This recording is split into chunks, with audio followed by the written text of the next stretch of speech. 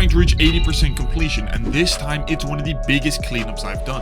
With over 100 trophies to earn across 3 different consoles, this should make a massive improvement on the trophy list. So starting off with a game I popped 5 trophies for during a random summer day in 2016, LEGO Star Wars The Clone Wars was up first. I'd played about 2 hours of it back then, and I actually remembered it because this was when me and my bro booted up the PS3 for some back then already nostalgic LEGO Star Wars, but it was only going to be more nostalgic for me now. Luckily, I also still had my save from then, but with only 10% completion and just 5 levels completed, I'd still have a lot of the story to do. Then hop on over to free play as per LEGO games, and then a whole bunch of random and honestly confusing trophies. Realizing the characters here don't speak yet and still have the old LEGO game speechless charm was beautiful to see. So silly, dude. I feel like recent LEGO games don't have that.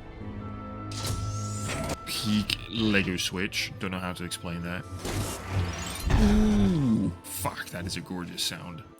Level complete. Oh, then we get a trophy for every level we complete then, right? We do. Sick. First trophy in 10 years. Having recently rewatched the entire Star Wars saga and all 133 episodes of the Clone Wars before, this was so much fun to see all these familiar faces. But I was surprised to see this in the next level. Oh my god, do we have fucking collect more stunts? This feels like a battle. That is sick if it's what I think it is.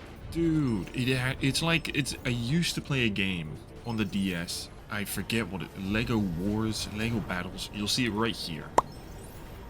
That reminds me of this, or this reminds me of that. That is very cool. This mode felt like how me and my friends used to play LEGO minifigure war battles in our bedrooms and was super cool and very different from the usual LEGO level. It's basically an RTS minigame where I deploy cannons and troops, getting a trophy for deploying 500 clones for a trophy, and even playing through massive fights like the Battle of Geonosis. But when this was the only thing I was doing, it quickly took the novelty of it away. And another level completed. Out of like, what, 10 levels that I've done, like 7 have been just fucking ginormous battles, which are cool every now and then, but like, I really hope that's not the majority of the game. There in fact would be a massive amount of battles I'd have to do towards the end of the Platinum, but for now these levels were sprinkled in throughout the story. The levels weren't one giant connected story, but rather, just like the show, smaller individual stories that were connected through chapters. I'm not sure if they are canon or related to the show either, as I honestly didn't recognize a lot of the levels, but it was fun. Finding a droideka like this as Lego Ahsoka is just fucking fun, dude. Especially during this chapter with my favorite Star Wars character, General Grievous, and his immense aura. He did have a few too many boss fights that got a little repetitive and outright annoying with the absolutely uncontrollable Jedi mind tricks that just did not work for me. Like, you can definitely tell the game's a little bit outdated in some aspects, specifically some that I'll touch on later, but it was so much innocent fun. Funny cutscenes, easy levels, and insane amounts of droids, where I also took down the 100th droid with a chain gun. Getting a couple true Jedi levels already before suddenly realizing I'd already completed the short story. At least the main mission, because there were still a few bonus levels hidden away, so I went looking for them and found out how much bigger the Republic base hub actually was. There were so many more rooms tucked away, including this. Is this? Yes! Peak! This is what missed from Skywalker, bro. Why didn't this have it? So I made my beautiful Padawan and set out to explore more, even going to the Separatist ship for a whole new base and a trophy. A lot was locked behind gold bricks though, so I'd have to save that for later, but I did buy the first of 18 red bricks and got the 2x stud. This is also where I found the ground battles. I'd have to turn all planets into both Republic and Separatist holds. It is a surprisingly huge part of the game where ground battles are on a timer to complete the objective. So I dove into my first few to get them out of the way. Fuck you, I don't know what that is. Fuck this game mode. Fuck this game mode. This might be the worst thing ever. I'm already not looking forward to doing 40 of those on a fucking timer. That's not fun. Yeah, I dropped them for now and come back later because I heard there'd be some red bricks to make this a little more doable, so instead I'd start the free play cleanup. If you've played any LEGO game ever in your life, you'll know that in free play, you can play as any character and thus unlock and reach places you couldn't before. This to grab the 10 mini-kits in every level, but some required characters I still hadn't unlocked yet, which confused the actual flip out of me. But I had to do some bonus missions first to unlock those, and so I did the first one with a cool new sniper mechanic where us bounty hunters take over the Senate for a very cool mission to complete it and unlock the new characters. The other bonus mission I find involved Count Dooku, and after taking down Anakin and Ahsoka not so successfully, everyone turned invisible and then my game crashed and I had to do it all over again. I'm not sure what's going on with my games from a technical aspect recently, but it does kinda suck. But after playing through it again, I returned back to the free play cleanup. Here I got each mini-kit one by one and even completed a level without dying, collecting more red bricks along the way whilst also destroying my 50th golden brick. That also unlocked another super useful cheat for me, the stud magnet, and I kept my eyes open for the others. I also had to replay the missions I completed 10 years ago, which had some of the best kept Easter eggs. What? That's crazy, bro.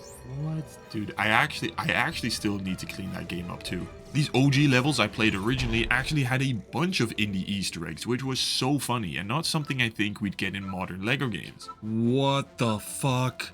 What the fuck? No way can I play this. That is sick, dude. No, this just makes me... Fuck.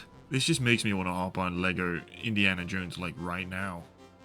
A little later, I also had to grab this mini-kit tucked away a little too high, which required me to do some 5 unmanageable moves before getting 2 things at once. I was slowly getting more red and gold bricks to unlock more cheats and a lot more coins, making True Jedi a cakewalk and nearing the end of the free play levels. But before that, I stumbled across the most LEGO Star Wars thing ever. Ha! It had to happen. It had to happen. LEGO Star Wars. Troopers in a bathtub. It had to happen somewhere. Do not tell me I'm going to electrocute them now. Oh, I did. That's cruel. But I did get one of my final mini-kits. Yes. Okay, done. And I think, yes, and then I believe there's a trophy for like 5 droids in one throw. Give the PS3 like 20 seconds to think about that. I did. Nice. Okay, beautiful. Final level. Final mini-kit level. But no trophy, apparently, because I'll probably have missed a mission, which makes no fucking sense. Oh! No way! The first fucking level I played when I booted up this game 10 years ago is the one I forgot to get mini-kits on.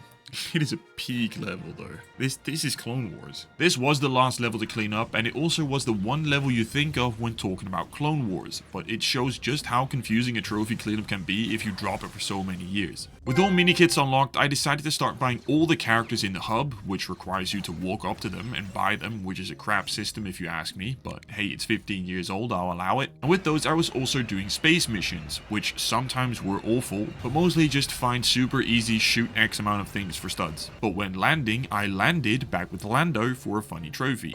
I bought all the clones and vehicles as well to then start working on the part I wasn't looking forward to, the ground battles. I first started to turn them towards the Republic side. Each mission was basically the same, with us needing to destroy all buildings, or at least a lot of them, to either build a pod or escape. It was honestly not very fun at all, but luckily I bought the super speeder cheat, which allowed me to break every building with just one vehicle instead of needing the right one for each one. This was a lifesaver, but even still super annoying when I would die. But after clearing all the baddies, got all plans to Republic, and then had to do it all over again to turn them into separatists. But that was locked behind a few unlocks, like first needing to save all the prisoners, which was a hassle. I don't even want to talk about how tedious that was, and then having to rebuild this golden staircase to unlock a whole new area I hadn't even seen yet. I don't know if it's just me, but this really was one of the most confusing LEGO games I've ever played. But I started the other 20 or so ground battles where I now had to destroy some Yoda statues, which was kind of funny, but I really didn't enjoy this for the entire day I had to play it. Like I said when I first encountered it, it's a cool concept, but only for a couple missions, and not when I have to spend hours to grind this out for a major part of the game. I'm sure it's super fun and nostalgic if you've played this when you were younger, but I hadn't played those levels and thus probably didn't enjoy it until I finished it. The final few things remaining were for completing things like the super short and easy bounty hunter missions where I had to find Waldo hidden away. I also bought the remaining Clanker characters and went to get the final red brick, but then I saw I was also missing 8 gold bricks for the big buildable. So after I got the final red brick, I realized it. What? Are you taking the piss? Yeah, although I got the trophy for making them all the right faction, I hadn't actually completed all battles somehow. So I did that for another hour with the cheats making this pretty easy, getting 50 clone commands during that, and then finally unlocking all gold bricks at the end of the battle. I just had to quickly Jedi mind trick 50 droids with a super clanker and found the final character I was missing before heading into arcade mode, where I would have used my brother for this co-op trophy to win 3 games, but he wasn't around, so I just AFK'd for a few minutes to get that done. Buying the last few vehicles and heading to the final 0.2%. Ah, there it is. The final missing piece. No pun intended. But, yep, there it is. Beautiful. Beautiful. 100%. But that leaves 1 trophy remaining. Because you know me, I always gotta keep 1 trophy. And if you ask me, it is the most fitting Clone Wars trophy in the game. Because all we gotta do... Oh, wait, it's kind of difficult when you have invincibility on. Come on. Defeat him once and for all. Wow, okay, Anakin is... Dude. Tough. Fuck off, R2. Why is he shooting everyone? I cannot kill him. I killed him. I killed him. I killed him. I did it. Did I? Give it like 20 seconds to think about it. I guess not. What the fuck? There we go. Come on, surely that's it.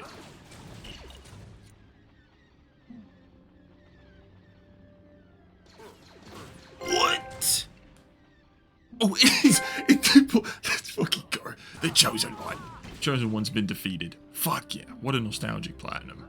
I'm still waiting for the complete saga to get some trophies, but Clone Wars was a great 9 years and 8th month cleanup. But it wouldn't be the only game I played in 2016 I was going to clean up, because next up was my 3rd ever platinum, Tabletop Racing. I really don't know why this was one of my first ever platinums, but I do remember having a ton of fun with it. Back when I platinumed it, however, it didn't have a DLC, and that's what I was going to tackle now. However, there was a slight problem, because when searching for it on PS5, it was nowhere to be found. I couldn't find an exact source that explained it, but it's probably delisted. Thankfully, it does show on PS4 for some reason, so I grabbed that dusty old bucket and downloaded the game from my library along with its DLC. There's only 6 trophies here to earn, and it's very similar to the base game where I have to 3-star everything, find all the coins, and 3 miscellaneous trophies. So I drove straight in with the PS4's jet engines blasting away. Naturally, I sucked in the first race and didn't 3-star the objective, but as with every cleanup, the first 30 minutes are always a struggle to get a feel of the game and controls again. Thankfully, the game after this solved this problem fantastically, but we'll get to that later. There's multiple championships and special events, all with different vehicle classes that you work your way up towards. It wasn't overly difficult to reach 3 stars, some more challenging than others, but it only took me an attempt or 2. Events such as taking over X amount of cars, simply becoming first, or pursuit, like the variety was good and it never felt repetitive at all. Simply driving these toy cars across the tabletops was fun. A couple power-ups here and there, like boosting or rockets to take down the opponents, a bit like a GTA race, especially with the funny parody brands across the maps. And then I finished the first championship and moved on to the other 2, with bigger and better cars that after completing it, I could then go back to and use for the first championship to make getting 3 stars super easy. I was getting pretty good at this now, consistently getting 3 stars first attempt, except for on the drift ones. These were so insanely hard for me. You have to reach a pretty high score, but to keep a drift going for that long without hitting something or driving off the map was, no pun intended, driving me insane. I mean, my inner chem block was far away and it took me over 30 minutes in some of these. But in the end, after completing all 3 championships, I went back to clear the events I missed 3 stars on for some cleanup. And that was really easy with these hypercars and took very little effort. So I moved on to the special events. These are events with predetermined cars and settings, like the Breaking Badmobile, which felt like Skylar was driving it whilst looking for a new dust filter on her Hoover Max Extract Pressure Pro Model 60. So these really weren't as straightforward, but I never needed more than 3 attempts on these, except for the drift again. These were again so much harder, but I did manage to overcome the tabletop drifting to another event with checkpoints where I popped the first trophy for driving through 500 of them. And on the next event, overtook 500 cars for a trophy. Seeing the beautiful trophy in the top left for the first time since my Sleeping Dogs cleanup a while back. And just 2 events later, cleared the last event with 3 stars to 3-star everything.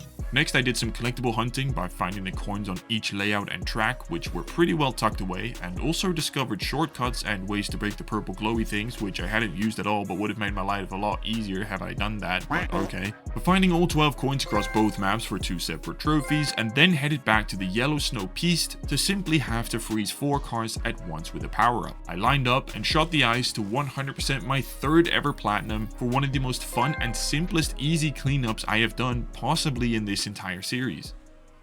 We've cleaned the game on PS3, PS4, and now it's time for the PS5 with an exclusive one to the console, Horizon Forbidden West.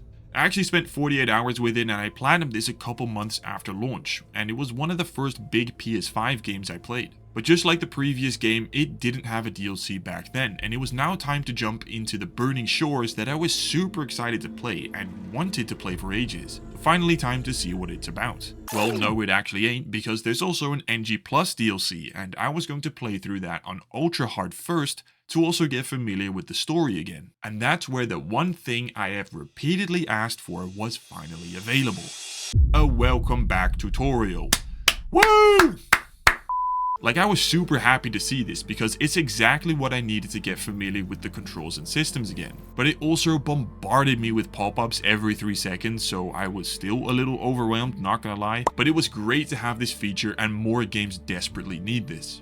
For the story, however, I really wasn't a big fan of it back when I first played it. I thought it ended abruptly, and the Zenith superhumans wasn't something I enjoyed. I don't know if it was confusing or what, but it felt very off and not satisfying to complete. I said this during my Zero Dawn cleanup as well. I really like the old one's technology, machines and cauldrons, but not the clans and tribes. And that was sadly still the case here. Ultra Hard also wasn't very difficult so far. It was harder than Zero Dawn, and I mean some fights took a while, but it wasn't that bad. There was also an insane, like seriously an insane amount of cutscenes. I understand I'm playing just the story missions, but I kid you not, it was ridiculous how many cutscenes this game has. I've not seen anyone else mention this before, but I decided to track how much of my time was spent on cutscenes, and no joke, during a 2-hour session, you won't believe me if I say it anyway, I played for just 51 minutes. The rest was cutscenes. Like, that is crazy, bro. But that aside, the world was gorgeous, and underwater Vegas was as pretty as I remembered it. I also popped my first trophy in the middle of a fight by grappling onto machines with a new ability 5 times. The story progressed fine until the final boss fight, where suddenly Ultra Hard was more than noticeable. So much so that this fight took me 6 hours to beat. It was ridiculous how tough this was, out of nowhere. I hadn't struggled before, and this was so insanely hard. No matter which weapon or element I used, I was still getting dicked on with high damage. I can't even put into words how frustrated I got with this, and I decided to back out of the fight and farm some levels to upgrade my gear further. And that worked wonders, because upon returning, I managed to beat her fairly easily and pop the NG Plus and Ultra Hard trophies. That fight was just a massive waste of time.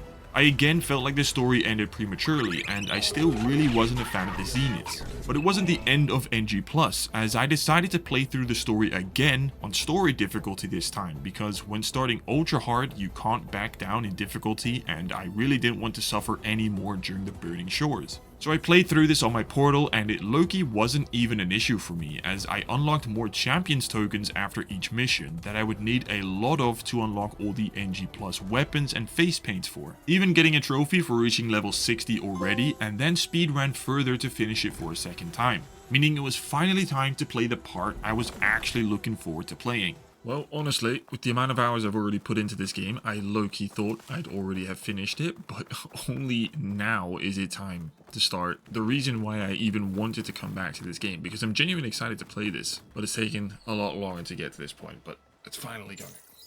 The Burning Shores story revolves around an AWOL celebrity Zenith who is brainwashing a tribe to escape the planet with. So we finally arrive in the City of Dreams and meet our companion's soon-to-be lover, Seika. It was nice to have her join us on missions for some different dialogue instead of Aloy self-whispering all the time. I defeated one of the new brute bad guys and steal his Zenith weapon. I am a Zenith now.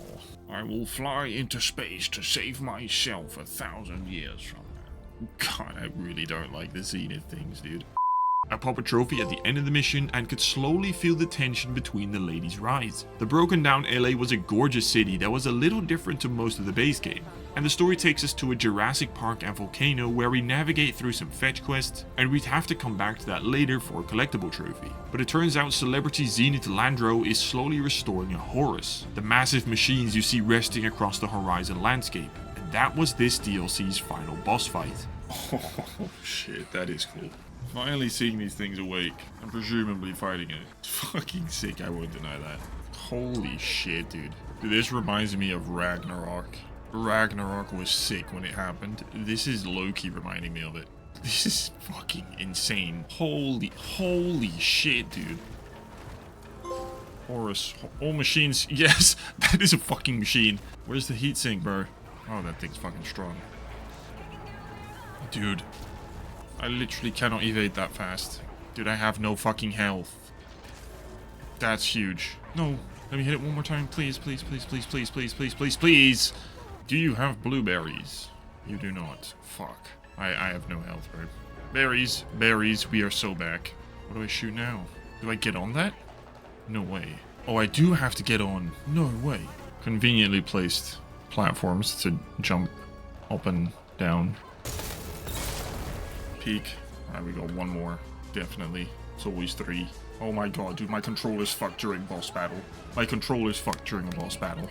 Holy shit. Holy shit. Oh my god. He's closed me in. Dude, my controller could not be in a worse state right now. This is fucking suboptimal, bro. Why does it get stick drift now, dude? I don't know what to do, actually, low-key. I'm just shooting the one thing I actually know I can. Fucking god, stop hitting me away. And now my controller battery's low as well, dude. What? Oh my god, look at this stick drift, dude. This is the worst. Ow, that's a huge ow. Dude, I can't get over how fucking insane this fight is. It is ginormous, dude. Of course, this. Oh my god, don't die, please, don't die. Where's your heat? Where's your heat? There it is. Huge! What happens now? That's it, that's it, that's it! That's it! After entering the Horus, we take down Landro in a much less epic fashion before shutting him down for good to restore world peace. Gosh, who saw that coming? Oh, she said, wow. Defeated Londra in this Horus. Yippee! Aloy got a kiss, the world is saved. Fuck the Zeniths, literally in every sense. Face paint unlocked, exactly. That leaves a lot of cleanup for the cleanup. With the burning shores extinguished, there was still an epilogue mission, but that's for last, as I was first going to tackle some side missions. I had a few other trophies remaining for collectibles and unlocks, but those would come pretty naturally. But similar to Assassin's Creed, I really didn't care about the side missions here, like, at all. Like, I'm not sure why that happens, but it got so bad, I have to admit I started skipping the cutscenes, which I hate doing, but I really just could not get into their stories. Like I said earlier, it's the same here with the crazy amount of long cutscenes that just slowed everything down too much. I want story, but not in this manner.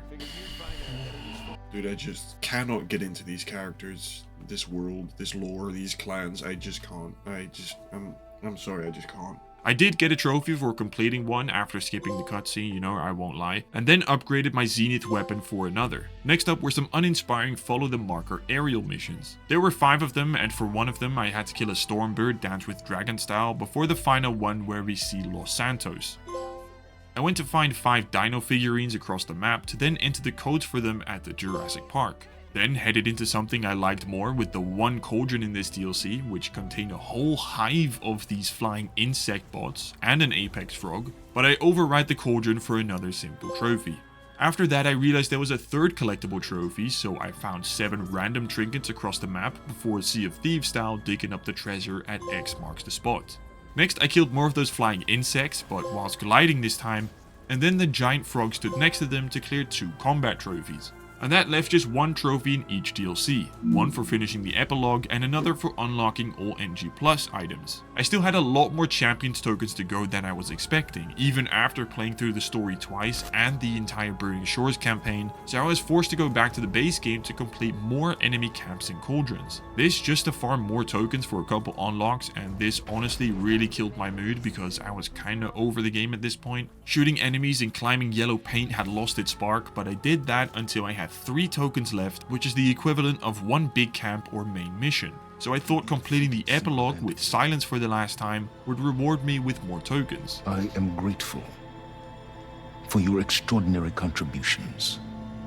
Is that the last thing silence says in the game? No way, that's the end of what silence says. Damn, bro. Rip Lance. That did not give me 3 skill points. It didn't even give me any skill points, bro. Okay, another fucking thing. Good.